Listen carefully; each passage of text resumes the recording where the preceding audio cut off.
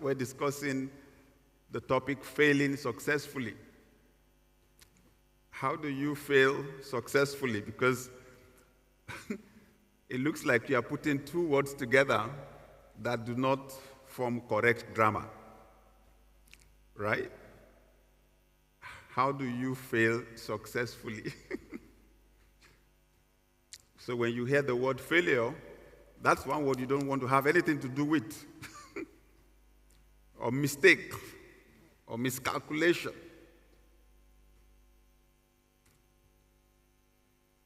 So when we're discussing growth, we're discussing business success, those are not words we want to hear at all. But what if I told you that actually that business success you are looking for, that growth you're looking for, you cannot achieve it without failure?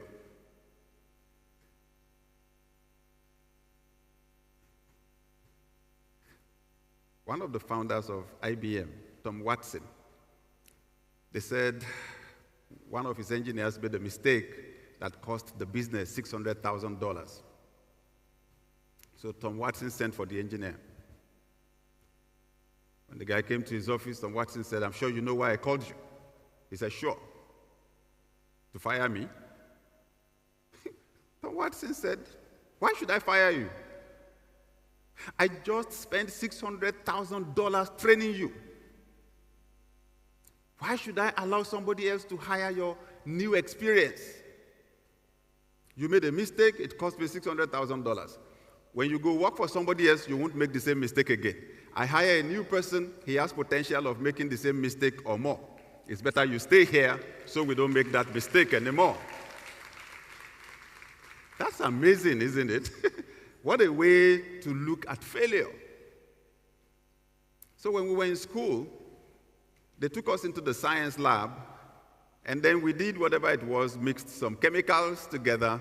They said some would turn pink, some would turn purple, some would turn blue. And whatever it was we were doing, they said it was experiment. Right? It was experiment. So even we were not expecting it to be perfect because they said it was experiment. So what then happens to us as we grow into adults that makes us think that there's no room for experiment anymore in life, that things are supposed to work out the first time? Who said? There's nothing that has value that man has created. All these beautiful things, none of them worked out perfectly the first time that somebody was inventing them. It took a lot of trying and failure, and trying and failure, and trying before they got it right. So when you create an atmosphere where people are afraid to fail, when you create an atmosphere where there's little tolerance for mistake, you are killing the potential for success, the potential for curiosity, the potential for experimenting. So let's discuss this a little bit. Failure is an integral part of any success. Accept that. So I found out failure is not the problem. How we see failure is the problem. Failure is an integral part of any success. There's a famous story told about Thomas Edison, the great inventor. And they said, when he was trying to invent the incandescent light bulb, they said when he had tried 5,000 times and it did not work, his assistant said, "Sir, let's leave this thing. We've failed 5,000 times already." They said, Thomas Edison replied, "Son, we have not failed 5,000 times. We have only discovered 5,000 ways in which it will not work. We are closer to the answer now than we were when we started. Let's continue." They did another 5,000 before they got it. 10,000. Now everybody is enjoying the result. So, but what if Thomas Edison did not have the correct attitude to failure? So, failure is actually an integral part of any success. Before the basketballer that you love got to the point where almost every shot is correct, There were thousands and thousands of throws, thousands and thousands. And it's from the mistakes, the ones that work right, the ones that don't work right, that we learn exactly what works. So, accept it, that failure is a normal part of the success process. Secondly,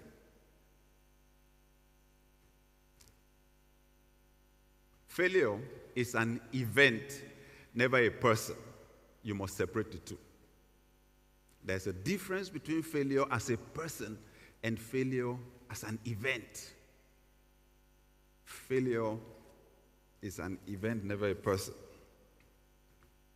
President Barack Obama said, "You can't let your failures define you. You have to let your failures teach you."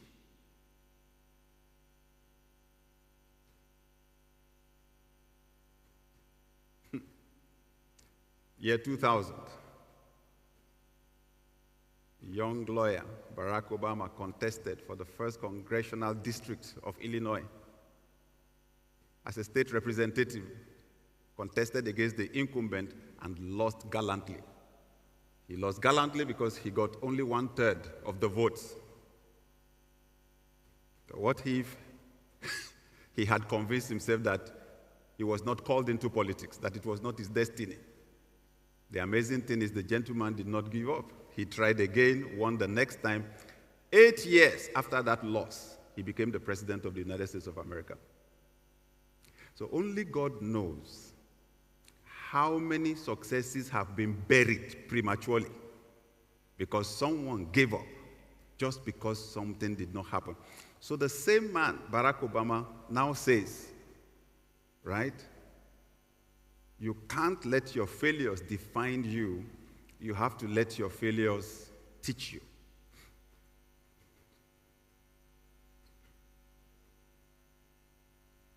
That what you tried did not work out. That was an event. You are a person. You have to separate the two. One single event cannot define your whole life and personality.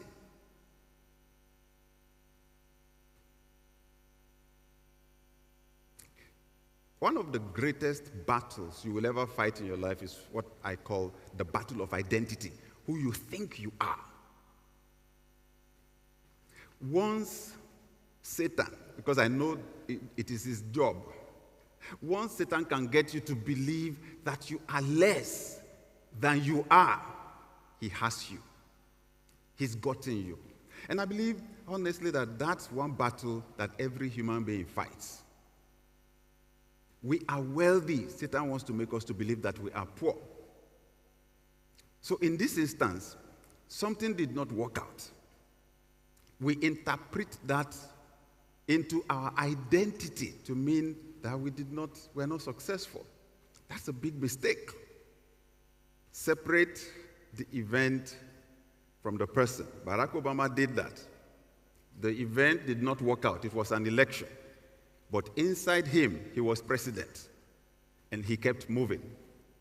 You know, I mentioned yesterday that one person I mentioned in almost all my messages is Joseph in the Bible. So one day, many years ago, I was reading his story, Genesis 39. The first verse talks about how Joseph was taken as a slave to the slave market in Egypt, and how a military officer called Potiphar bought him, right? Many people read the Joseph story. They don't know that Joseph was not an employee. He was Potiphar's property. Potiphar bought him at the market. He was like a piece of furniture. Then verse 2 of that chapter, Genesis 39, says, and okay, when you read it in the King James Version of the Bible, it says, and Joseph was a prosperous man. That was what I was reading then. I use newer translations now. Some say he was a successful man.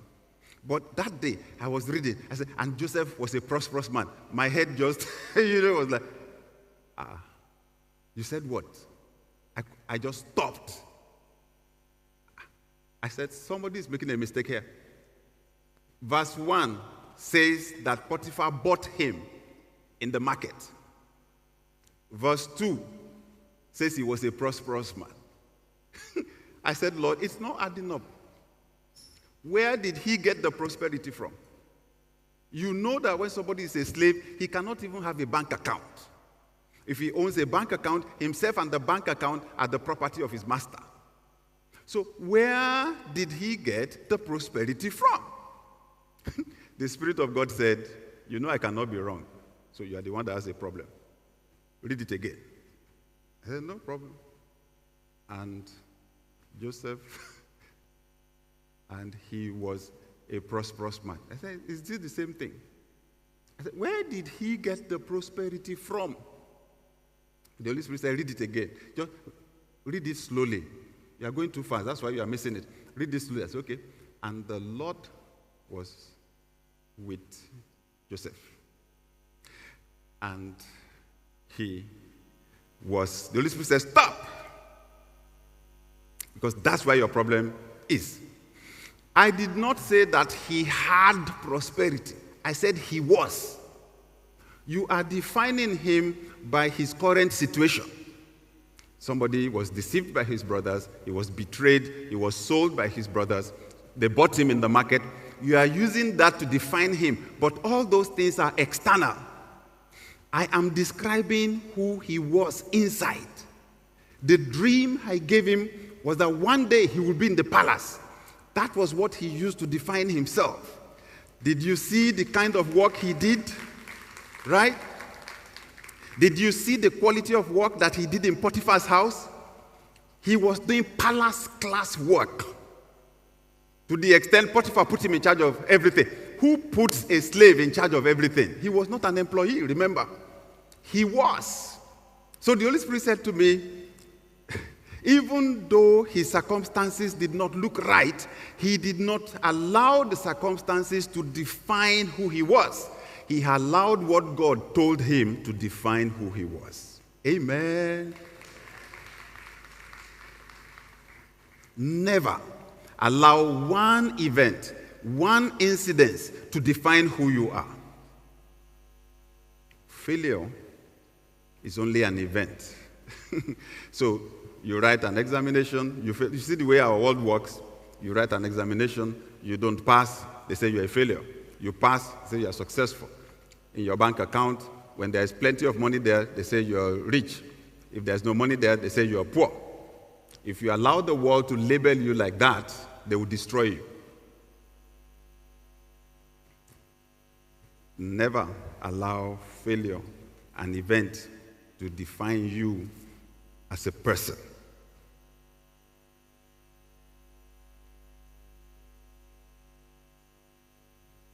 The beautiful thing is that failure actually produces qualities in us that are more permanent, positive qualities.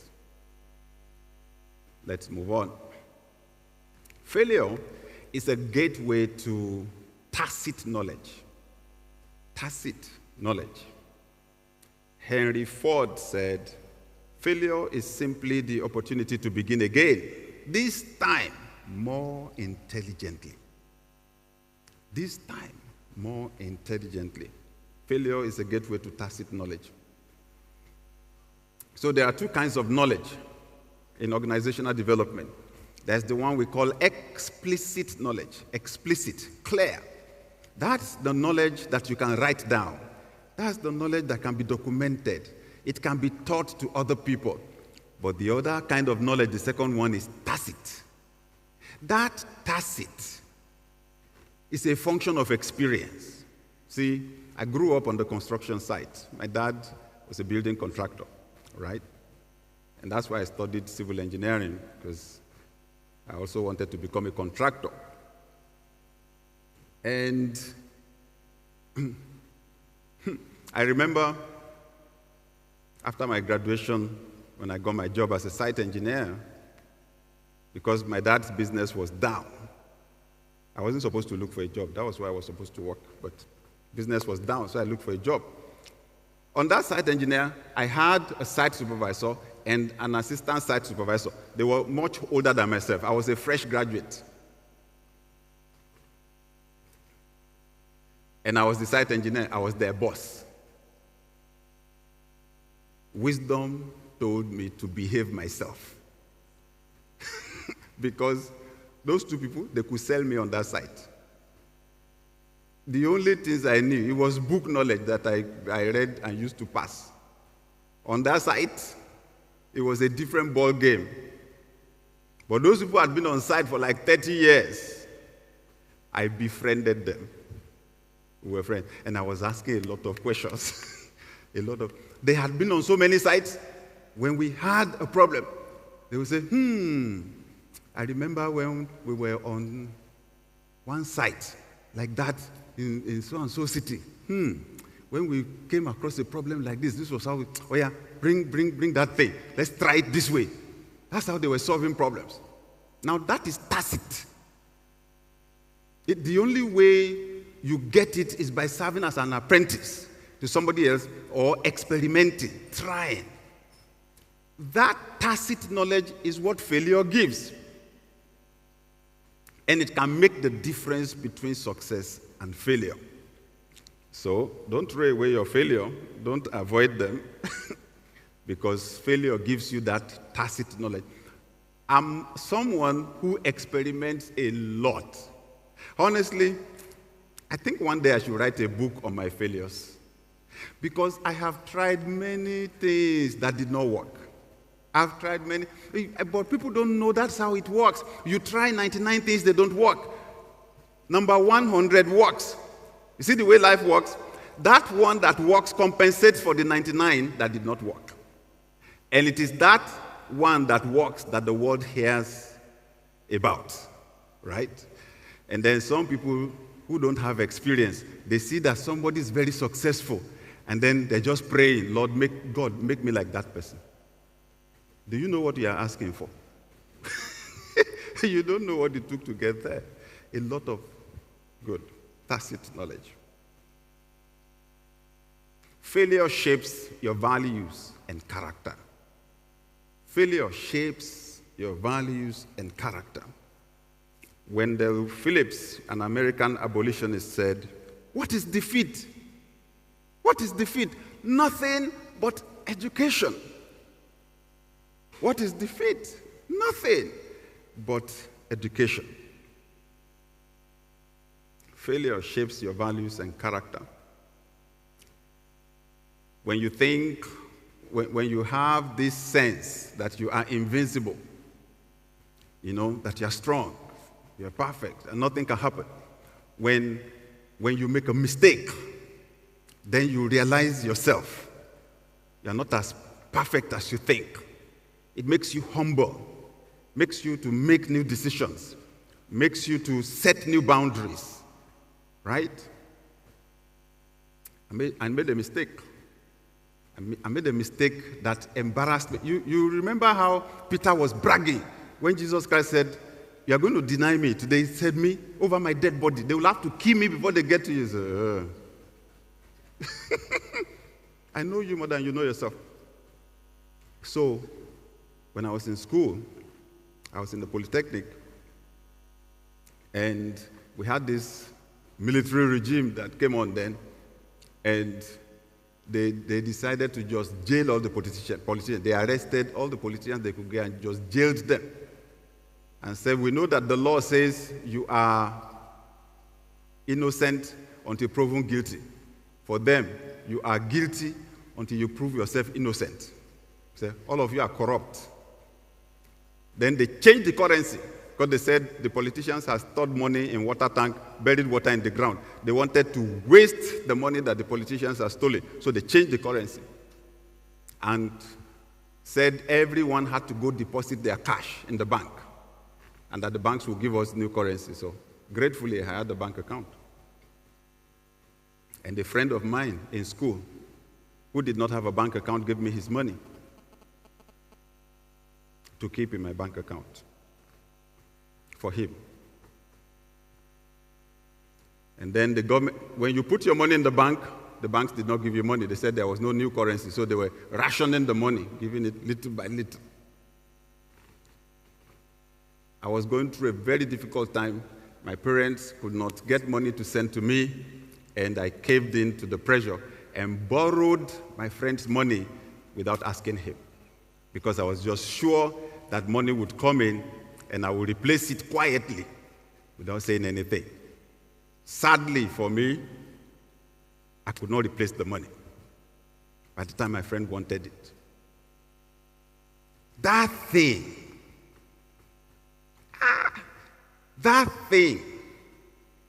embarrassed me deeply.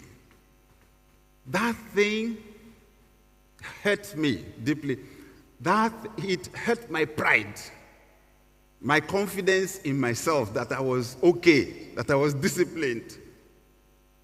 And the beautiful thing, why I can share it, is because from that point, I made up my mind. I would never take anything that belongs to somebody else again. I would rather die of hunger than take a dime of money that belongs to someone. I'm grateful. I'm grateful that, okay, yes, it was a bad thing. It's something I don't even like to remember, but I'm grateful also that it happened then, so that I could know myself, that I was not as strong as I thought I was. So whatever it is now that I do, organizations that I run, there is accountability. I run a church, there is a board. The only thing I take is what they approve for me, allowances, and so on. If I need to take anything, I go ask. If I run a budget, it is approved by the board and all that. And it came from that experience. So, failure can shape our values and our character. Help us to identify the weaknesses in our thinking, the weaknesses in the things, in our priorities, right? Failure can shape our values and our character. Next, failure makes your experience invaluable. One Chinese proverb says, "The master has failed more times than the beginner has even tried." That's what makes you an expert, actually, is the fact that you've tried many times. There are loads of people today who are not sharing their stories. So because I train leaders a lot, especially people in the boardroom, I point out something to them. Especially in this, our Africa. Like we were training the board of a big bank in Nigeria, and I said, look, everybody here is about my age or slightly older. How many of you have written a book? I said, you know what it takes to succeed in this Africa, the challenges, that we face. I said, look at the millions of young people that we have. They have lost hope. They're disillusioned. I said, it's not principles or theories really that will fire them up. Stories. You need to share your stories. But what I have come to realize is actually that most of us underestimate the value of our stories.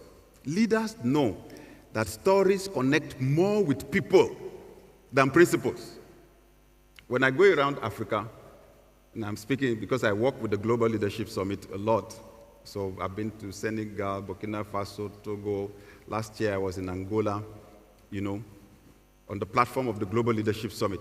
So when I'm speaking to fellow Africans, I know in my mind, since they've gotten the introduction, oh, this global consultant, this pastor of a very big church, So I come. When I start talking, I see them, they'll just be looking at me. I know I'm not connecting with them because they're thinking, does this guy understand what we're going through? You know what I do? I just tell them my stories. I just start from when it was difficult for my dad to pay rent. Landlord took him to court. I went with him to the court. I tell them that it is rich people that don't know how to press toothpaste out of the tube. That if you went through what I went through, you won't be wasting toothpaste. We press it from the bottom. We press it gradually.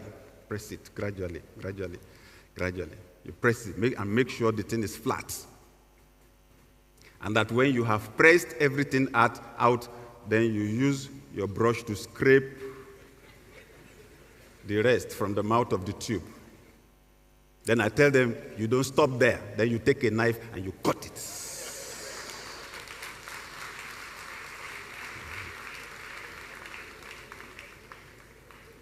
Thank you. This is the exact reaction that I get everywhere. Because all of a sudden they realize, oh, this guy understands. This guy understands us. He understands. Value, in my story, value from something I should be ashamed of is the reason why the world listens to me, right? Failure makes your experience invaluable. Failure is just a small part of your much larger goal.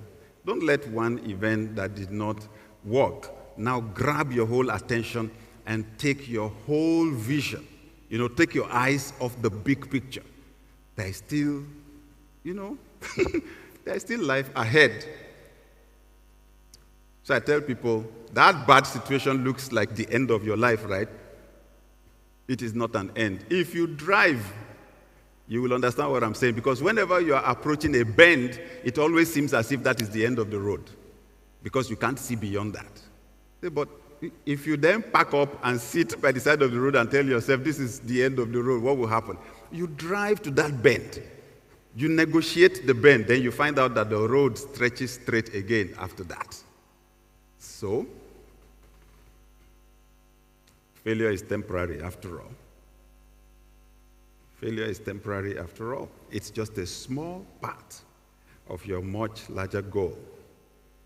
President Robert Kennedy said, only those who dare to fail greatly can ever achieve greatly. Only those who dare to fail greatly can ever achieve greatly. Every failure is an opportunity to succeed. Every failure is an opportunity to succeed. Bruce Lee, if you are old enough, you will know him, right? The Kung Fu expert. He said, don't fear failure.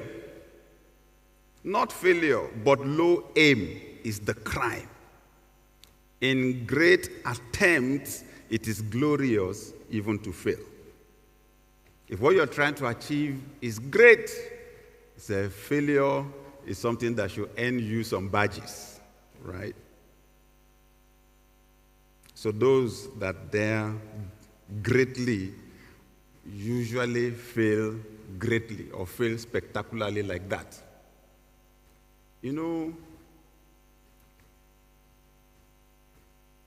I always imagine in my mind what happened when Jesus Christ died. His disciples were confused. Confused because his death was a spectacular public failure. In fact, his disciples ran away. It did not make sense to them. Someone so powerful, someone who had worked miracles, someone who had pulled big crowds, now sacrificed like chicken, crucified like chicken on a tree, with soldiers nearby taunting him. You said you are the Son of God. Boss, save yourself. You want to save the whole world. Save yourself now. He was being criticized right there on the cross. Their boss, they ran away. It did not match the picture of success. But Jesus Christ went through it knowing that it was temporary. Maybe one of the benefits of failure is that it helps you to know your real friends and the ones that are not real. Because when the fire falls, it's the real ones that will hang around, right? So, embrace failure as a teacher. Embrace failure as a teacher. I tell people, when they tell me about their failures, I tell them, don't build a monument on that failure. Learn the lessons, forget the detail, move on. Don't build a monument on your failure. I saw a book with a friend many years ago. The title of the book, How to Bounce Back from Failure to Success in 30 Seconds. I said, ha! I said, please, have you almost finished it? He said, please, when you finish it, when you finish, borrow me the book. Ha! How to bounce back from failure to success in 30 seconds. My life can change in 30 seconds. I couldn't wait to read the book. And then when I got the book, I read it. The guy said, you can bounce back from failure to success in 30 seconds because that is how long it takes for you to make up your mind to try again.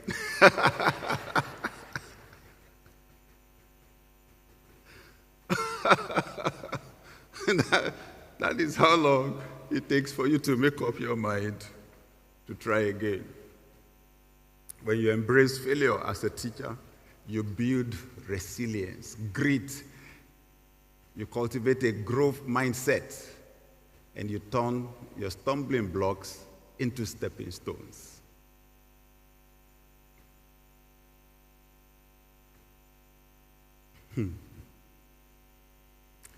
When I was a student, I became the president of the Christian Fellowship on my campus. We organized an outreach where we wanted to preach to students. So I was looking for something dramatic to do to attract them to the event. So I got an idea. So we created these posters that we stuck all over the campus. It read, "There is no God." Then we put in bracket a statement found in the Bible. So if you've read the Bible before, you will have an idea what I was trying to say. Because what the Bible actually says is that the fool has said in his heart that there is no God. So I just cut the first part off and took the "there is no God" and put it there, a statement found in the Bible. I wanted curiosity to bring them.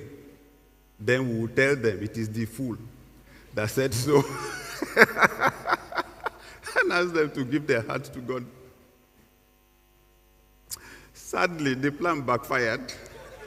Everywhere we put that thing on the campus, with biro, they were ready, "You are stupid." "You are mad." They did not come. At least I learned one lesson. You don't have to be over dramatic to get people's attention, right? It's life.